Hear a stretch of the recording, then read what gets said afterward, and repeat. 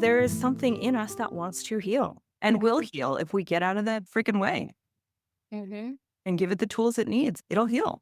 And so the way that I see my job as a practitioner is, am I a healer? No, everyone heals themselves, but it's my job to align with that healing force and to get my patients to align with it. And aligning with it means get out of the way of it, right? You sprain your ankle, don't take ibuprofen, let the inflammation work, right? But also create the optimal environment where the body and the soul has the tools it needs to repair itself.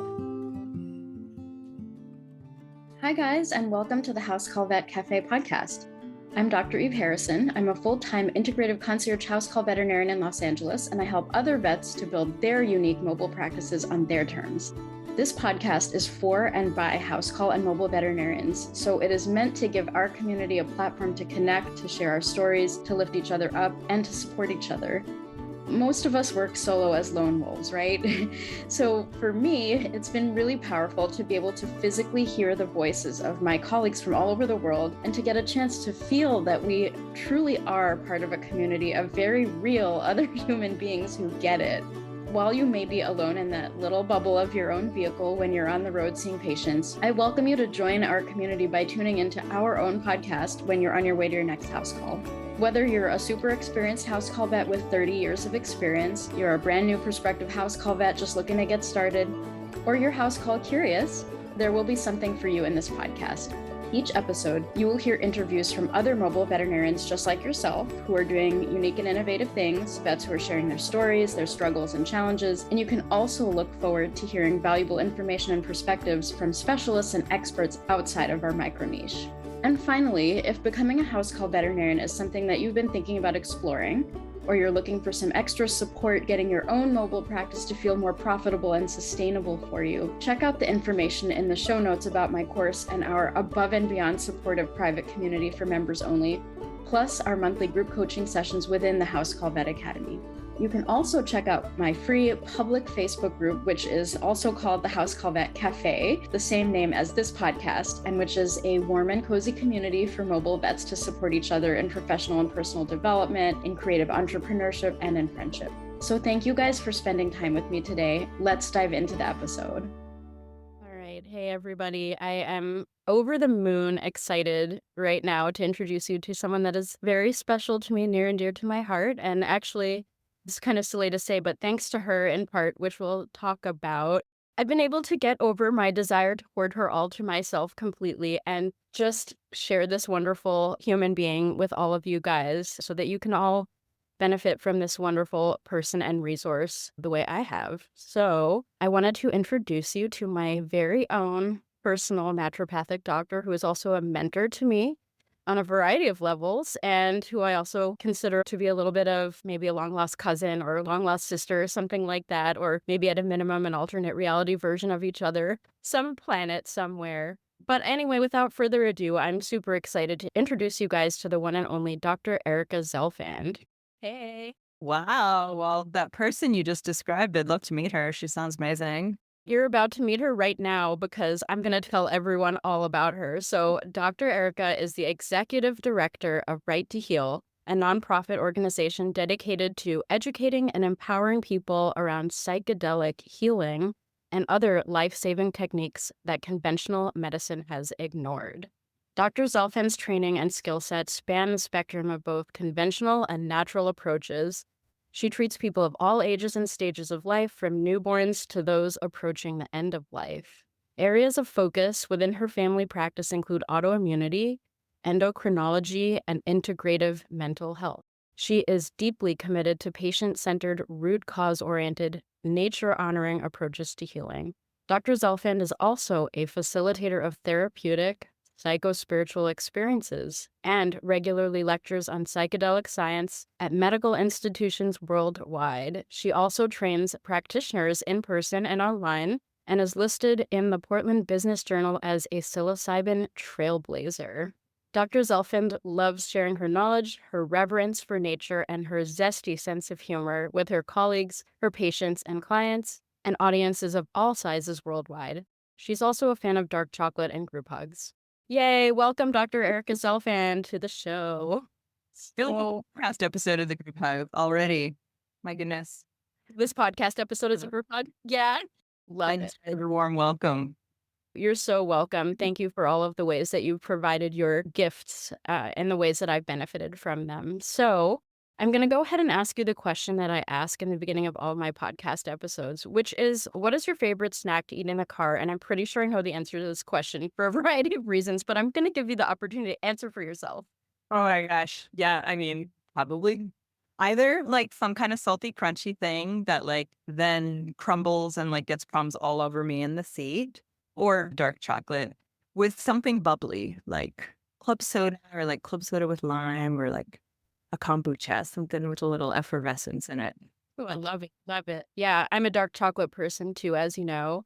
The drug, and the caffeine. Yeah, I'm drinking a little bit of cacao right now, by the way. Get that medicine.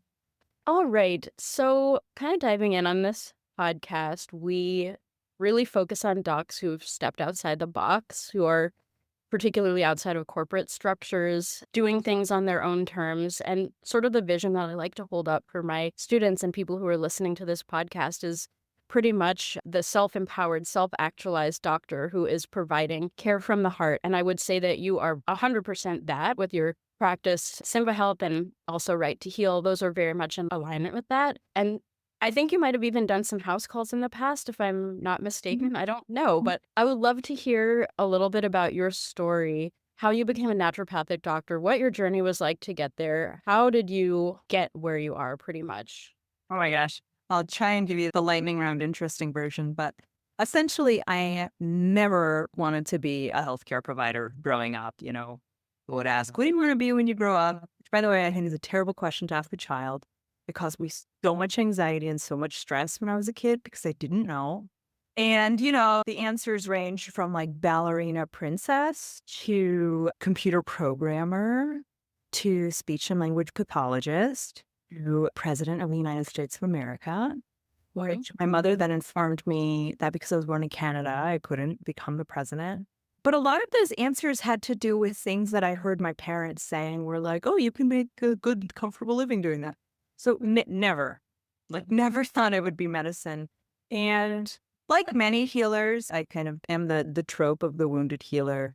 Health problems in adolescence and in my early 20s and yada, yada, yada. And the only people that really actually offered any significant help or compassion were naturopathic physicians. So that was sort of my gateway into that world. And then towards the end of my undergraduate degree, which was a double major in religious studies and English literature with a minor in Russian language, a friend of mine was just like, can you like pull off the eye shades and realize you're supposed to be a doctor?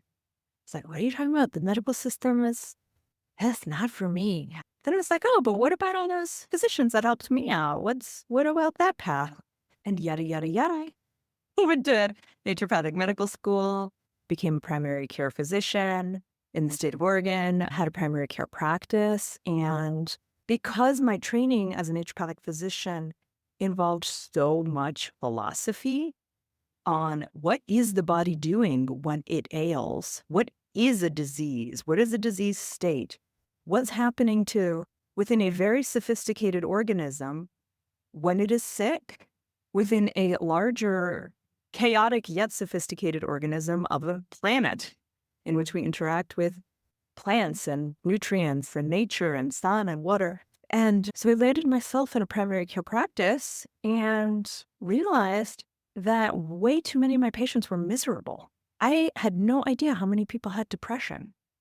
And when I was in med school, we learned about it, but I don't feel like they properly trained us for it. And that includes both the pharmacopoeia of, SSRIs and pharmaceutical drugs that I could prescribe, and things like checking MTHFR mutation and doing methylated B vitamins and fancy tests for pyroluria and supplementing B. I still didn't feel like we really had a grip on it. And I had to go back to my naturopathic roots and say, okay, let's look at this philosophically. Let's not think of mood disorders as pathologies. Let's just look at this like a philosophical puzzle. And I realized that what was really missing in mind-body medicine was the soul. It's like, oh, we're not just bodies that shuttle around brains, right? there's this other element. And I didn't have a lot of tools for accessing that other very important thing that separates us from machines. Yada, yada, yada. My own personal existential crisis, ayahuasca ceremony. What if I talked about this as my patients? And here we are. So now I feel like there's actually this mind, body, soul element in my practice. And once you've got the soul in there, it's like, okay, well, this is a whole other set of tools that we're working with here. That's so, so beautiful. And there's so many aspects of your story that I relate to. The one being asked what I would be when I would grow up, on top of you will be a doctor. Like, I'm not really asking. It's on that, it's like the question, but really the pressure to like be a certain thing. And I had also similarly sort of pushed away the idea of becoming a doctor because I was like, not that kind of doctor. I don't like that system. I don't, not for me. And so ultimately, I found my way to where I am now, too, sort of a little bit roundabout as well, and kind of informed by my own life and the things that I was seeking. And I first came across your mind body soul connection in a lecture that I heard you give, or maybe something on YouTube that I saw you deliver. And I remember just being like, jaw drop, like, oh my God, a doctor can say that. Holy F, they can also curse. Holy fuck, we'll just do it on that note. So When you work for yourself, no one can fire you, so you can just call you bumps. all the F-bombs, that's exactly right. Like, it's all about busting out of the box, out of the ceiling that we think we have to live and smush ourselves underneath. But I remember the first time I heard you speak about combining the mind, body, and soul in an actual medical paradigm for healing, I was just completely blown away. And I found that to be completely characteristic of all of the work that you do. It's like completely permeates everything. And so I was going to ask this question a little bit later on, but I think it makes sense to ask it right now. So I know that you're incredibly passionate about integrative mental health, also with psychedelic medicine woven in there, and we'll talk about that a little bit more as well. But in the veterinary world, we have a tremendous amount of depression, anxiety, disconnect, honestly, suicide. There's a study from 2019. It was done by the CDC and published in JAVMA, which is the Journal of the American Veterinary Medical Association, that people reference kind of a lot in the veterinary world, that found that veterinarians are 2 to 4 times more likely than the general public to commit suicide, with men being 2 times more likely, women being 4 times more likely. And then there's something like 70% of veterinarians have had a colleague who's taken their life. And then 80% of veterinarians have experienced clinical depression or something of that nature, and 50% report feeling unhappy in their careers. So we're absolutely swimming in misery as a profession, and trauma, secondary trauma, compassion fatigue, all of these aspects of our profession that my listeners will recognize right away. I just like to sort of state the statistics because they paint the picture really clearly. And I think for anyone who's listening, and I mean, odds are someone who's listening is not doing okay right now. And so I want to just kind of tip of the hat to those statistics so people know they're not alone. But I also wanted to kind of show you the scope of the problem. And I know these are the issues that you work in and that you personally help me tremendously from that paradigm. You plucked me out of I actually hunted you down and I was like, you will be helping me. But I was like, this is the woman for me. I need your help. But your approach to integrative mental health has literally transformed some aspects of my own pain from my profession in that way. And I was kind of wanting to hear what you have to say about your holistic approach to integrative health and how that might be relevant to a bunch of veterinarians who are listening to this show right now. And, to the extent that you feel comfortable, maybe even delve into like SSRIs or at psilocybin, pill shaming, all these juicy subjects that I know you're like really, really speak passionately about. So I'm just kind of curious, like, can you crack open your brilliant brain and dump some of it to us? Well, I mean, the first thing that's coming up for me, Eve, is I was not aware of how sobering those statistics were regarding depression in the veterinary community. I kind of know my own silo, the statistics for suicidality and suicide completion among primary care physicians in America is also staggeringly much higher than for the general population, especially among female physicians. And we're not talking about like some very rare disorder like Wilson's disease. Okay, Wilson's disease, twice as common. No, we're talking about depression, which let's just normalize. Maybe normalize is the wrong word, but let's just put it into perspective here, how common depression is. So it's estimated that about 17% of Americans have some kind of a mood disorder, depression, anxiety, that's almost 1 in 5 people. But if you look across the whole world, not just in the United States, across the whole world, the number one cause of disability is depression, both at home and internationally. So a lot of people struggle with depression. And then we double to quadruple those numbers, as you just said, within your profession. That's a heck of a lot of people, a lot of people. And something that concerns me about healthcare trends in general is first, I'm going to like do the thing and then say, don't do the thing. So first I want to say, if you have depression, you're not a freak. You're not a failure. You have a very, very, very common disease that is unnecessarily stigmatized. And you can't always just pep talk yourself out of these things. It's a very real condition. So I want to say that. Thank you. And I want to take a breath. Say that just because it's common doesn't mean it's normal. And just because it's common doesn't mean that it's healthy. And this is something that I think we sometimes get a little carried away with in our, protecting people's feelings, essentially, when they're going through something hard. You're not supposed to feel depression the way that you do if you have chronic depression. Nature created depression to serve a purpose, and it does serve a purpose. So, medically, philosophically speaking, and biochemically speaking, when our bodies are exposed to injury or infection, they create inflammation. And what inflammation does is inflammation is actually, as you know, as a being a vet, inflammation is very important for the healing process, right? It makes our vessels leakier so that repair cells can get to the site of injury and get to work, right? Inflammation also causes pain. So it's, you twist your ankle, it's harder to walk. Good. You shouldn't be walking. You need to sit down and let that ankle heal and let the inflammation repair what it needs to do, right? Same thing. You've got a flu. That inflammation is helping your body fight off the virus. And what that inflammation also does is it includes neuroinflammation. Your brain gets inflamed. And when your brain gets inflamed, you feel depressed. And the purpose of that depression, and there is a purpose, is you've got the flu, let's say. That depression makes you stay at home and not want to go to the party. And what that does is it forces you to rest so you can kick the flu faster. It also forces you to quarantine yourself so you don't go and infect your whole community with the flu. So depression, if we think of it that way, it's like, oh, okay, what a brilliant evolution, right? And then, you go through your 7-day cycle with the virus, you get over the flu, your ankle heals, your brain comes back online, you're happy again, you're social, I want to go see a friend, I want to go dancing, I want to give people hugs and high fives, and you go back to the world. And you kind of go prance off like a deer into the wood, and you're fine, right? But what we're seeing now is that inflammation doesn't stop, and it sticks with us long term.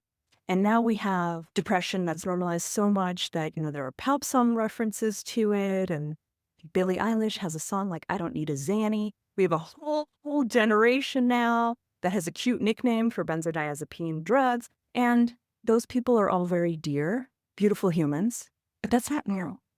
And when we accept that it's not normal, maybe that can motivate us to say, okay, how do we fix this? And if all of us have got this, or so many of us have got this, it's not a character flaw in any one individual. There's something in the field that's poisoning us or making us inflamed or irritating our nervous system. What is these factors that are making us sick? And those of us who are sick, it's just we couldn't adapt to whatever that poison thing was. So what is that? And that's kind of where that philosophy of like, no, we got to figure out what the cause is here. Oh, the cause of depression is inflammation. What's the cause of inflammation? Right? So kind of putting on that detective hat. And Eve, I'm wondering, like, how is this translating into the world of veterinary medicine? Because I know I know cats that are on Prozac. So what's going on there? Like, Well, much I first crazy. wanted to I wanted to, like, quote back to you, just because it's common doesn't mean it's normal. We say this all the time with vomiting cats. Cats vomit all the time, right? All the time, and people are like, "Oh, well, it's just, they vomit like all cats. They cough up hair." You don't cough up, you vomit up a hairball, first of all. Hair doesn't go into the lungs, right? So you don't cough it up. But anyway, it is you're right. Things to think about, right? But I very much am on the same wavelength with you about the fact that just because something is common doesn't mean that it's normal or that it's okay or that it should continue. And I think, especially in terms of veterinarians who are kind of almost primed to think that they should be incredibly well adapted. They need to function within the system. There is training. We had to be straight A students. You have to live absolutely in this box of almost like the Matrix. And if you fail the Matrix, there's something real wrong with you, you know? So it's like almost like a veterinary matrix on top of like life matrix, right? So it's like depression root cause on top of depression root cause. So that's how I'm hearing what you're saying about this sort of like underlying phenomenon that is making so many of us depressed in our society. Is it food? Is it our pace? Is it the systems of education that we have thrust upon us? Is it the sort of like separation, the severing of the soul from the mind and body? And that's a lot of what I, experienced in your world, how to reconnect those two. And I think another thing about the veterinary experience is that we are so cut and dry, like empirical. Is there a study for that? If there's not a study for that, it's not real. It's not just like, it may be real, we don't have a study. It's like, there is no study, therefore it's not real. So we're very like inside the box thinkers is how we're trained. And so this sort of idea of soul, like, what are you talking about? Like, what study is there on the soul? Like, what is it? If I can't read a paper about it, it doesn't exist. And so we've sort of divorced all these parts of ourselves and started living very much up here in the head. And then you add people with unrealistic expectations, clients who are anxious about their pets, and they have these, expectations that no human being can meet because, we're not God, right?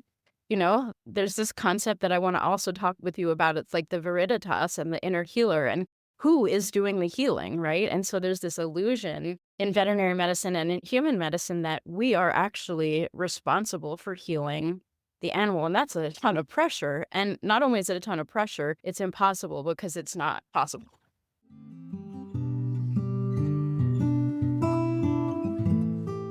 Hey everyone, Dr. Eve Harrison here. Whether you are a solo mobile vet feeling the weight of isolation, or whether you're struggling with boundaries or issues with your current client base, or if you're in the early stages of starting your house call practice and you're struggling with analysis paralysis and decision fatigue, you're trying to get enough patients into your practice to be able to start paying your bills, or you're someone dreaming of breaking free from the corporate life or your clinic life, but you're afraid to make the leap. Well, if you're any of those things, I totally see you. I know what it's like to eat lunch in your car while catching up on charts, to question if you're charging enough, to wonder if you can really build a sustainable mobile practice without burning out, and even know what it's like to wonder if the house call practice that you've already built with your blood, sweat, and tears is something that you can even keep going with, given how burnt out you might already be. But I also know that it's possible to thrive beyond your wildest dreams as a house call vet. And I know this because I've done it. And that is why I'm so excited to announce that registration is finally open for our 4th annual House Call and Mobile Vet virtual conference. This is not just another CE event.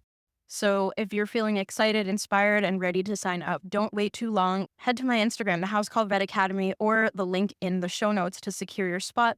I'm Dr. Eve Harrison, and I can't wait to show you just how amazing mobile practice can be with the right support and community behind you, and to celebrate with those of you who already know exactly how life-giving this path can be. Now back to our show.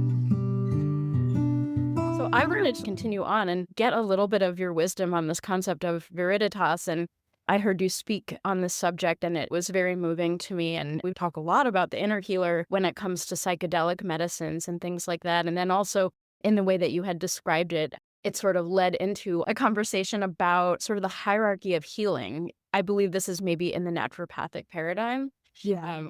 Maybe it's beyond that. I don't know. But I wanted to open up that direction a little bit. Sure. Yeah. So, first of all, I can't take too much credit except for putting together a nice PowerPoint because these are not my philosophies. This all comes from I mean, it starts with Aristotle, and then it comes from a whole philosophy of healing called vitalism. So we've already used the word viriditas a few times, so let's define that. So first, I just want to say like the classic analogy of some hypothetical human stepped on a nail, and they came to see you and me, and they said, Dr. Eve, Dr. Erica, I stepped on a nail. Ouch, help me, right? And heal me. But all that we can do for that person is, I mean, we can pull the nail out of their foot, which is removing the obstacle, and then we can create optimal conditions for healing, right? So we can wash out the wound. We can make sure the person has had a tetanus vaccine within the last 10 years, tell them not to walk on it, give them various herbs. But ultimately, the force that approximates the edges of that wound and makes that puncture wound seal up and heal has nothing really to do with Dr. Eve or Dr. Erica. That's that person's own body that has that healing potential. Or maybe that person's soul. I don't know. But that force comes from within that person. And in nature, we call that viriditas, which just means greenness. So it's vitality. It's the life force that gives a plant the energy to grow some leaves, to grow some fruit, flower, to sprout from a seed. That's viriditas. And in humans, we have the same exact force.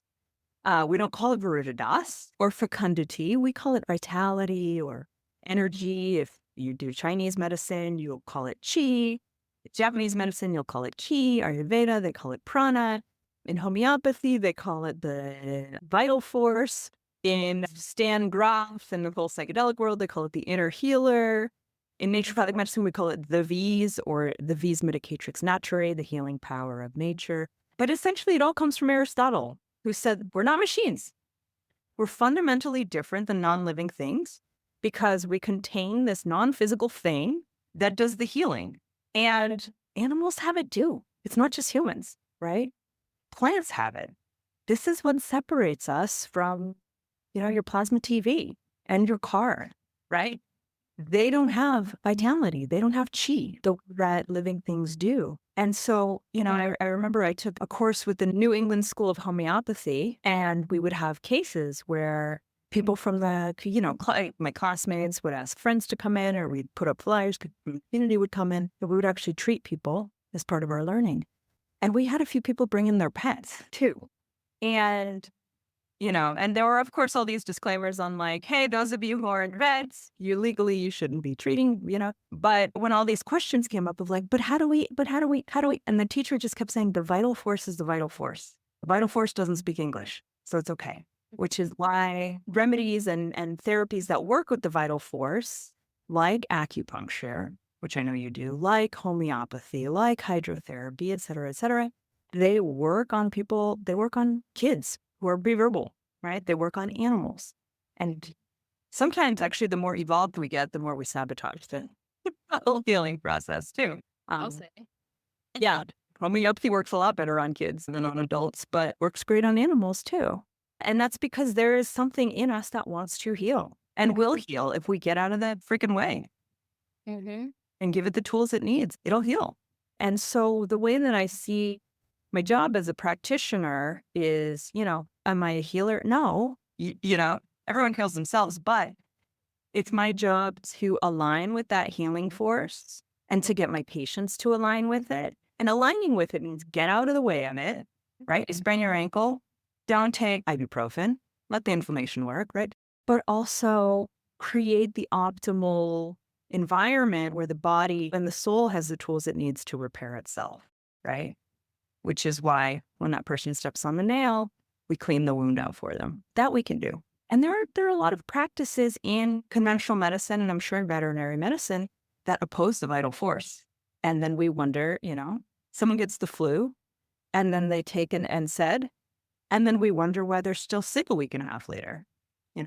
We've just thwarted their vital force. Their body wants a fever. The fever's going to heal. We don't let that happen, We dilly-dally. So alignment with the force is like, and this is where when I give the presentation, there's a picture of Yoda, like, use the force. because it's the most important and perhaps the only tool that I feel that I actually have as a practitioner. Is something that my patients can do. Yeah. I remember the Yoda picture. I remember it really clearly. And so with that said, that we're not the healer, we're aligning with the inner healer within the person or the animal or the viriditas. So you had also talked a little bit about how, if we're allowing room for the inner healer to do its magic, we don't have to literally get up in there and start doing surgery on every animal, right? Like that's step 50 of many, many smaller steps. Not even small isn't quite the right word, but less invasive steps that allow us to support the body's natural capacity to heal. We don't have to cut everything. To cut is not to cure, as I've learned on a variety of levels, including when my surgical residency certainly did not cure me. It made me a lot less okay. But anyway, so I'm curious to sort of like loop in this concept of the inner healer and the inner capacity of the individual to heal with depression and with psychedelics and how you loop all of that into the paradigm that you work in. I'd love to do that. Well, About that. okay, so the pesky thing about humans, especially adult humans, is that they're a little too smart for their own good. And something that I don't think you have to deal with in veterinary medicine is, well, this dog isn't healing because the dog didn't feel loved by its mother, and therefore the dog doesn't think it has a right to exist and take up space and breathe oxygen, right? Is that fair to say? It is fair to say that they don't conceptualize things, but they do experience trauma and stress. Like, as you mentioned, like cats do take Prozac and they have very somatic expressions of their internal worlds through mostly urinary problems, not mostly urinary problems, but of many things that kind of are the somatic expression of a cat's inner world. Urinary issues are one of them, and that's usually why cats take Prozac. But I think you're absolutely right that it's not like conceptual, as in like I am not loved, my mother didn't love me, or like the whole story that animals certainly, or to my knowledge, they don't have. Right.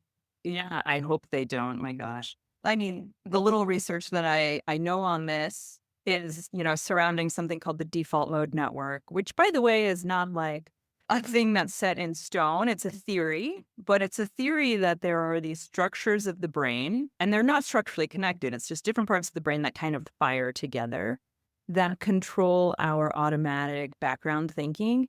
And that thinking has a lot to do with our autobiographical thinking. Like, I'm this kind of a person. I do this. I don't do that. The default mode network is it's that like hungry ego. It loves it when people like our stuff on social media, et cetera, et cetera. And as humans get older, the default mode network gets more rigid and more established. And the default mode network is not as developed in animals and children.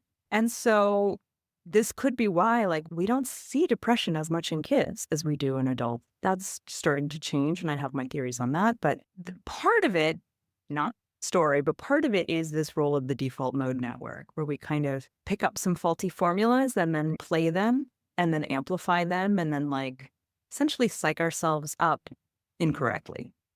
And that's where, working with adults who are verbal, a lot of the work that I do is let's actually look behind the curtain and see what your faulty formulas are. You have a formula here in your brain that says 1 + 1 = 4, and that's not true. Let's take that out and look at the light. First of all, let's identify that that's not true. Let's challenge it. Let's show why it's not true. And then let's update this formula. And the older we get, the more rigid we get. Those of us who are intelligent also do this other thing where we get even more rigid.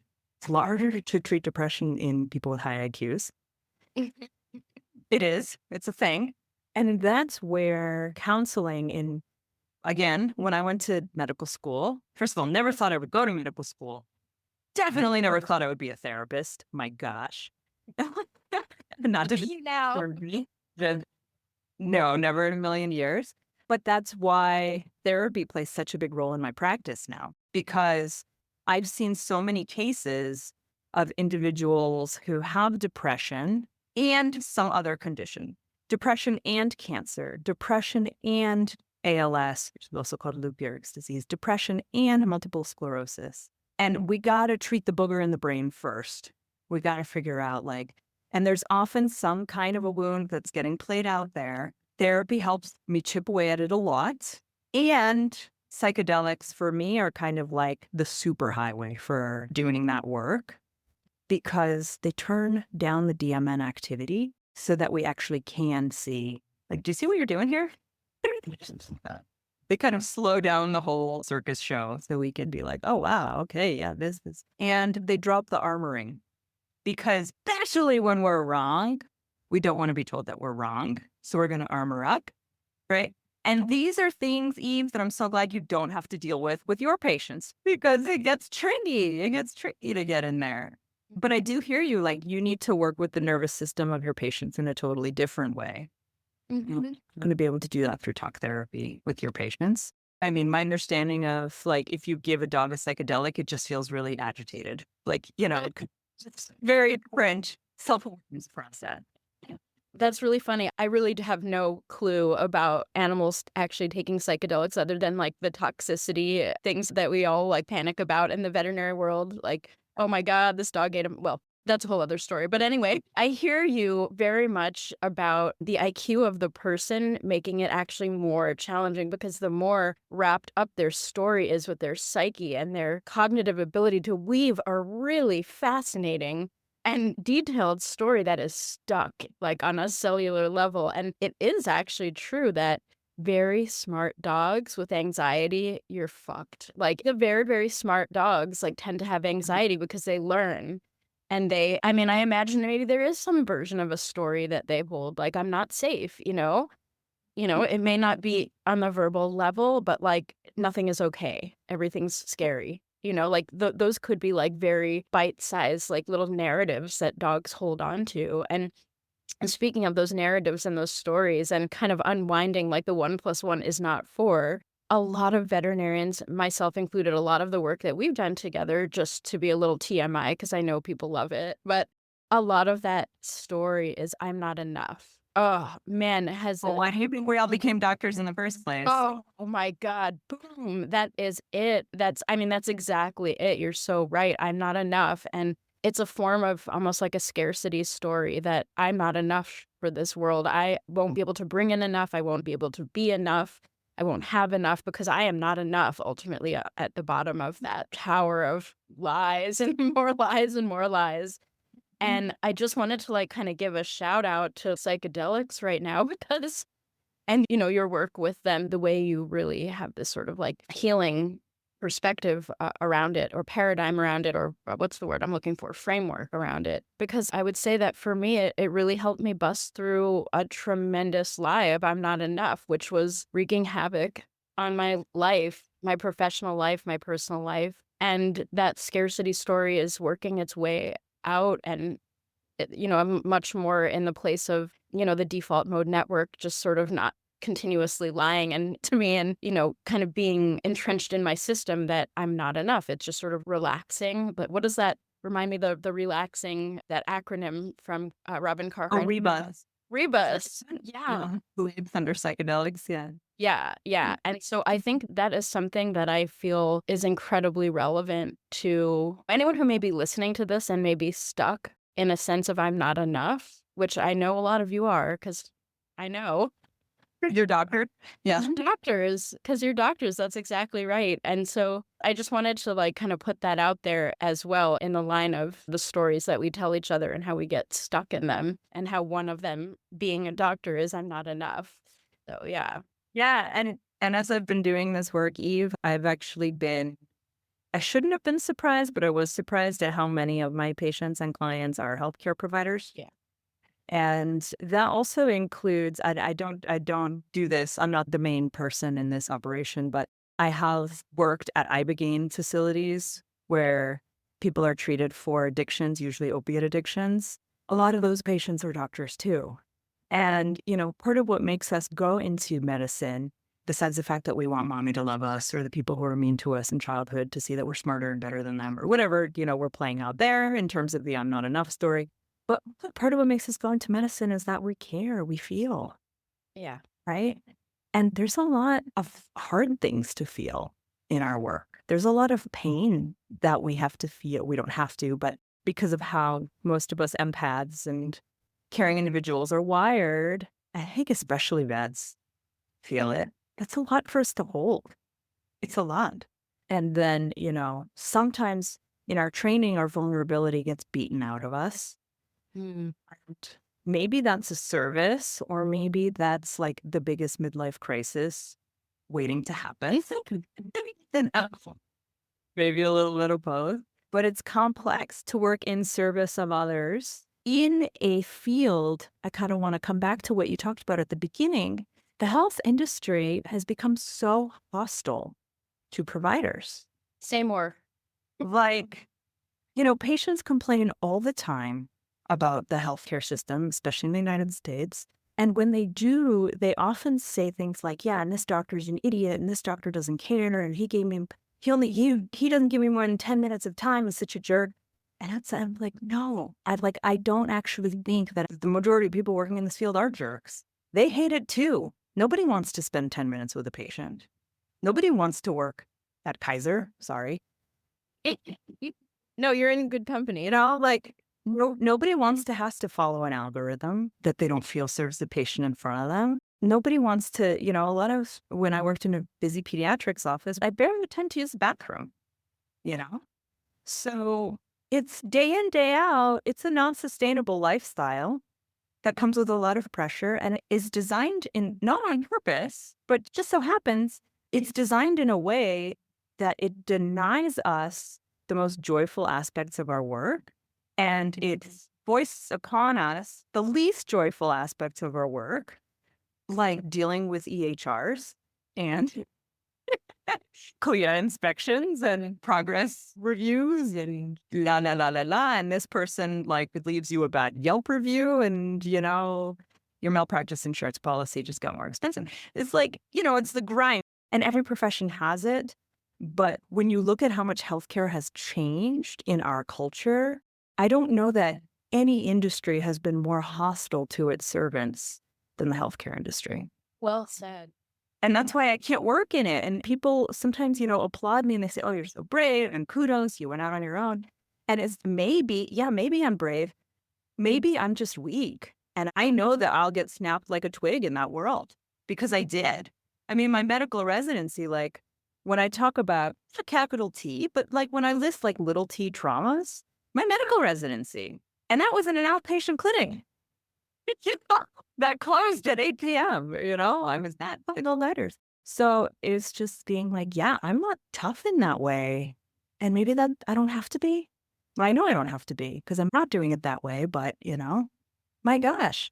So, I mean, I don't know if you're privy, if you guys have to do work in HMOs, and if X number of your patients aren't vaccinated, you lose your insurance credentialing, or if X number of your patients with hypertension aren't on a beta blocker, you'll get a pay cut. I don't know how aggressive it is, but I can't imagine it's a joyride for vets in the system either. No, it's definitely not a joyride. I definitely want to come back to that question, but I also wanted to say, I've answered this question before too. You're so brave going out on your own, you're bucking the system. And it's no, man, I'm the canary in the coal mine. I'm extremely sensitive. I couldn't take the heat.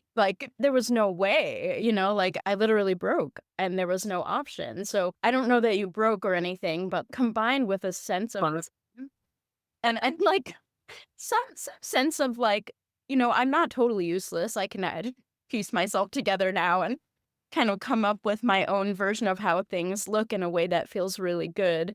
I think you and I were able to just rebuild the castle, but even better than it ever was before. And I really admire how your practice looks and how it feels to be a patient in it. And so I've had it's very interesting, observing your practice from the vantage point of receiving care from you and being in your flow and things like that. And I find it very, very similar to how I've sort of doctored up my own practice so that I can live my life and have boundaries and feel I'm giving the best I have to offer, and I can survive this thing, and not only survive, but thrive and grow and develop other things and kind of really nurture myself as the doctor, that I feel what I'm doing is absolutely worthwhile and I want to keep doing it forever. And yeah, so I see elements of that in your practice. And I really love it. And I'm curious to hear a little bit more about how you developed the framework that it is. But before I ask you that, I wanted to answer your question about the HMOs and the vaccinations and everything. Yeah. We're getting rapidly corporatized in the veterinary world. Almost all specialty care, almost all ER care is corporate, big private equity backed, where they're talking about quotas and you have to make this amount of money. And we don't have I don't think I've ever heard of anyone having to give a certain number of vaccinations, but I think we're 10 to 20 years behind the human medical field, and it's happening to us. And thank God we don't have insurance telling us what we can and cannot charge for, but they're trying. They're knocking on our doors and they're like, we have a wonderful new system where you don't have to bill your clients directly. We can collect the money from them and pay you. And I'm like, oh no, there will be nobody between me and my client and my paycheck. Okay. But they're trying hard. They're trying hard to get into our profession as well. So it's a great question that you asked. And I relate on some level, but I know it's not quite as bad for us as it is for you. It's horrible. Horrible. The word that I'm going to keep using is it's hostile. It is openly hostile to healthcare providers. And God help you if you want to go outside of that system and interface even a little bit. Hey everyone, I hope you have enjoyed this absolutely riveting conversation so far. It got way more juicy, so I had to split the episode into two. And I'm sorry, but you guys are going to have to wait until the next episode comes out to hear some of the really, really good stuff. But anyway, I just absolutely adore Dr. Erica Zelfand, and I hope that you guys are getting the flavor of why. And I really hope that you guys will join us for part 2 of this incredible conversation. Next episode, we're going in really deep into some others, maybe off the usual subject material for this podcast, but I really hope that you'll check it out, and I hope you're enjoying this episode so far. Thank you so much for listening to this episode of the House Call Vet Cafe. If you enjoyed this episode, then hit the subscribe or follow button on Apple Podcasts, Spotify, Google Podcasts, YouTube, or wherever you listen to podcasts so you never have to miss an episode. This podcast is made specifically for you, so don't be shy if you'd like to reach out and let me know your thoughts on this episode. You can find me on Instagram and Facebook as The House Call Vet Academy, where I also share more valuable content. If you're interested in learning more about consulting for House Call Vets or the House Call Vet Academy online course and community, please click on the link in the show notes. Have an amazing rest of your day, and I can't wait for you to join us for our next episode of the House Call Vet Cafe.